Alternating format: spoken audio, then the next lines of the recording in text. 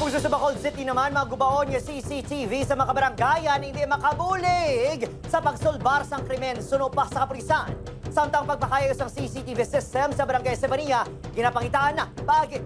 Yaring balita ang ating gintutukan. May mas sobra 30 ka CCTV sa palibot sa Estefania Barangay Hall. Apang sa masami, ginareklamo sa kapulisan ang buron niya kuha sa barangay. Sang tinalikdan bulan, isa naman ka persona ang gintiro patay sa tubang sini. Hindi ning first time nga may kasubong insidente. Ang sitwasyon sa barangay Estefania ang daw kaangay man sa iban niya kabarangayan sa Bacolod City nga nagagamit sa low quality nga camera.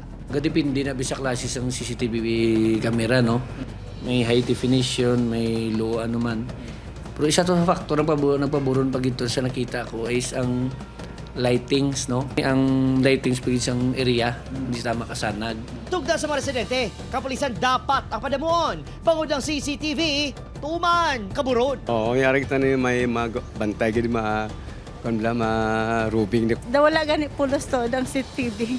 Naman. Kahit hindi man maklaro kung ara sa krimen at Ginakahangawan man sa mga nagapulaw nga taxi driver ang sitwasyon sa syudad. Bawod din kaso, mabiktima sa mga malaing ginhawa, hindi gilayon matumod ang sospek.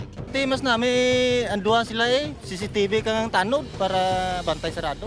Bilaksyon sa barangay Estefania, himuan na paagi ang upgrading sa CCTV system.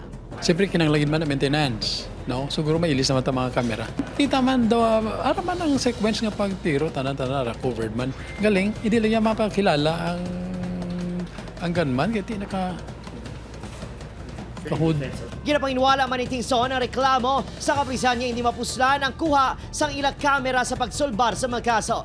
Rekisito sa magkuha ng business permit ang pagpahamtang sa CCTV sa mga establishmento apang mas mayo kung ang barangay mismo ang magapanguna sa inisyatibo.